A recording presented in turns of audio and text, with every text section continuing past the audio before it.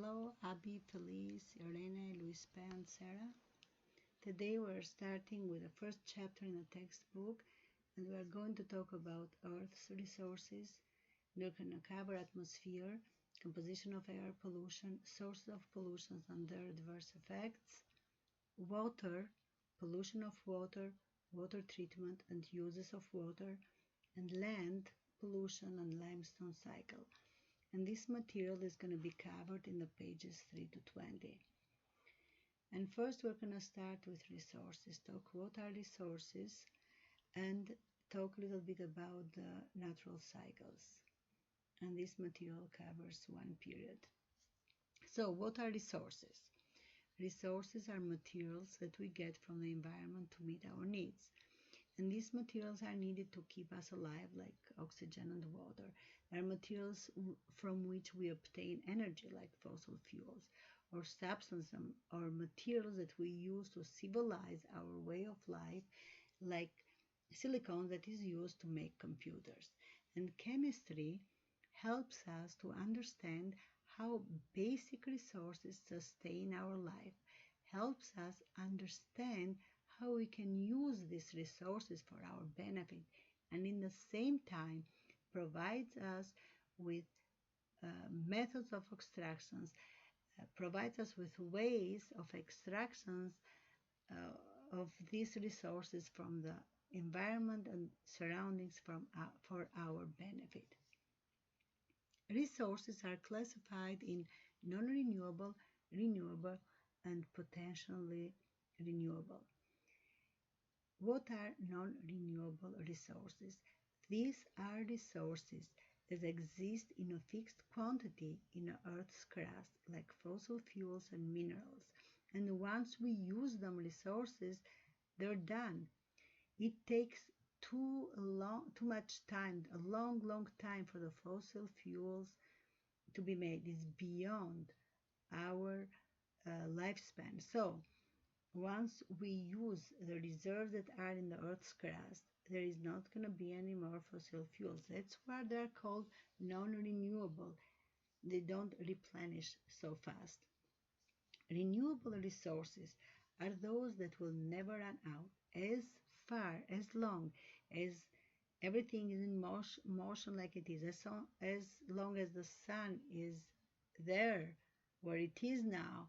We are going to have the solar energy and tide and wind energy, and this is the future of our resources.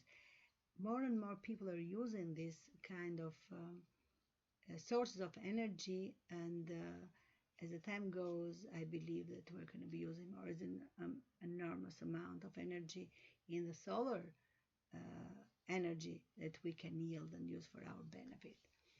Potentially renewable resources are the one that can be renewed, but they can be used up faster than can be renewed, like air, water, soil, and biomass. And these are the resources that we affect and we influence.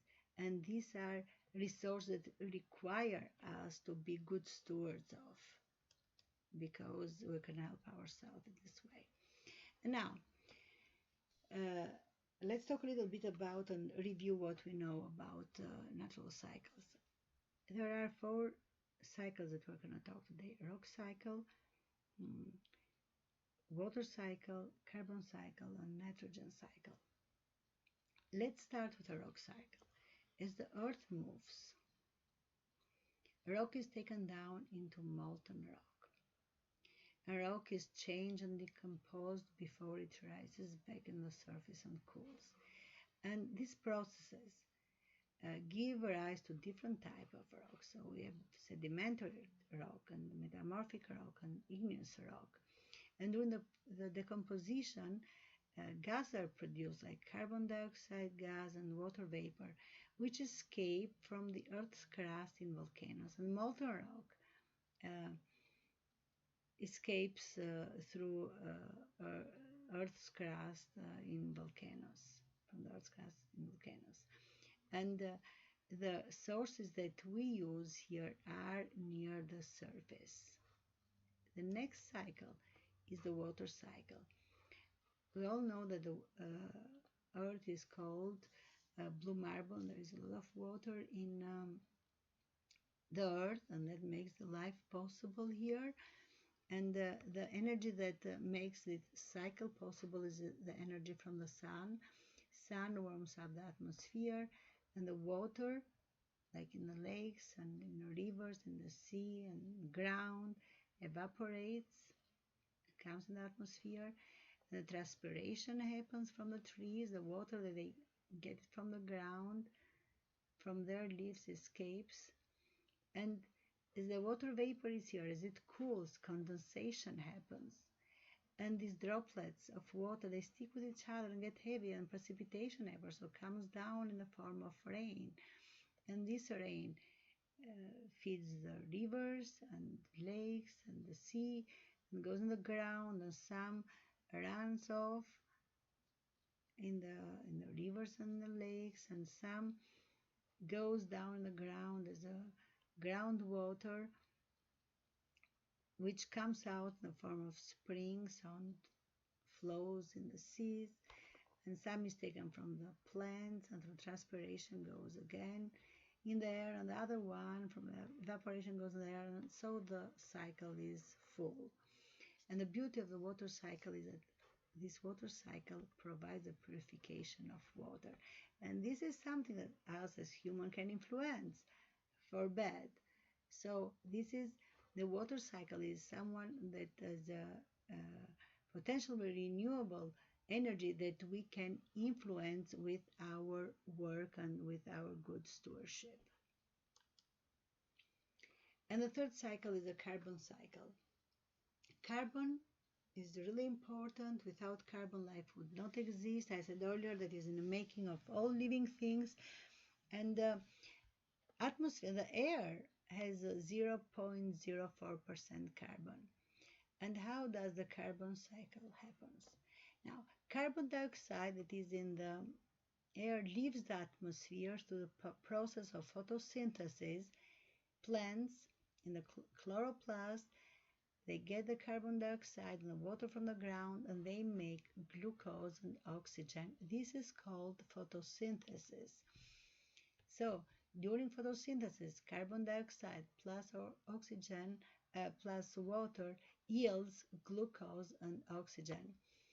And after it's taken from the plants, uh, they grow and the animals eat the plants, and plants have carbon in them and animals have carbon in them, and when they die, um, they rot and get buried and fossilized, and so carbon is deposited in the ground. And some of the carbon dioxide is dissolved in the water, and what is in the water, the sea creatures and the plants, they use it, and when the sea creatures die, they deposit at the bottom of the ocean and make the limestone. So that's how carbon comes in the ground. Now, how does it get in the atmosphere? That happens through respiration. Respiration is the breathing, and the plants and animals and humans breathe, and during the breathing, the glucose in them reacts with the oxygen and releases carbon dioxide and water, and this process, the respiration, is the reverse of photosynthesis. So through breathing, the carbon dioxide gets in the air. Another way that carbon dioxide gets in the air is through combustion of the wood, and which means the burning of the wood or combustion of burning of the fossil fuels. And this is the carbon cycle.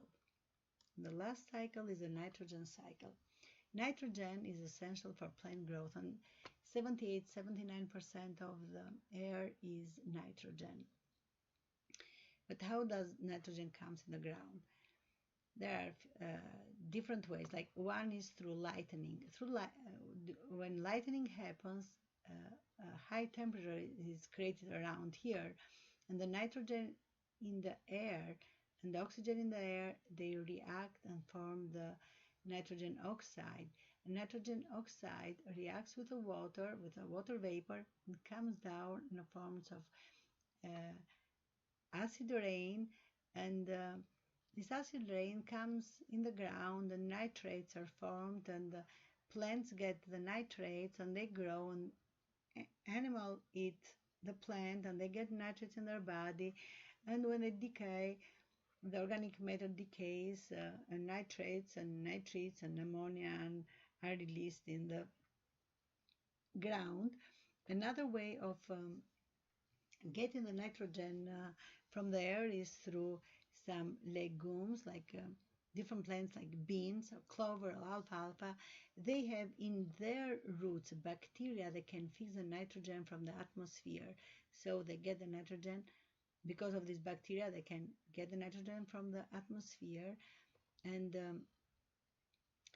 this is released in the earth, in the ground, as nitrates and nitrites and ammonia, and through denitrifying bacteria, not bacteria, this nitrogen from this is released in the air, and that's how the nitrogen cycles is fulfilled. Now, those four cycles, the rock cycle, water cycle, carbon cycle, nitrogen cycles, they all provide us with our resources, and everything is around us for what we need to sustain our life and to civilize our life. All the resources are around us, like everything was created in a perfect way. And in the first book of the Bible, in the Genesis, where is a beautiful, that is in a way a beautiful poem of recording the God creations. In the chapter 1, verse 31 says, God saw all that was made, and it was very good. And that was the reality. Everything was made perfect. And when God created the man, make the man the ruler of his creation, made the man a steward of his creation, and that makes us responsible for what God has created, make us responsible for resources that He has provided for us. And my hope and prayer is that at the end of this course, you not only know everything you need to know about chemistry, but you understand the importance of being good steward of the resources that God has provided for us, and being good stewards of His creation. Now, for the next time, I would like you, as a homework, to write the word equations for photosynthesis, respiration, and complete combustion of carbon in air. Word equations are the chemical equation expressed in words, not formulas. As I said, for photosynthesis, we have carbon dioxide plus water yields glucose and oxygen. This is a word equation for photosynthesis. For the respiration, the word equation is the reverse of photosynthesis.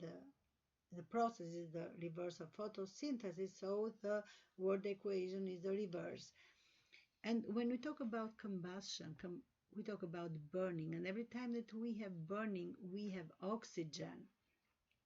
So when we say combustion of carbon in the air, means carbon reacts, carbon plus oxygen yields carbon dioxide. Complete combustion. What is complete combustion? Complete combustion is when we have enough oxygen in the air to burn all the carbon that is present. And if we don't have enough oxygen, the combustion is going to be incomplete, and the outcome is carbon monoxide. But what I want you to write today is the complete combustion. So carbon plus oxygen yields carbon dioxide. And before the next video, I would like you to read lesson 1-2, the atmosphere, the composition of air, and the uses of the gases of the air. And this is covered in pages 8 and a part of page 9. Blessings until the next time we see each other again.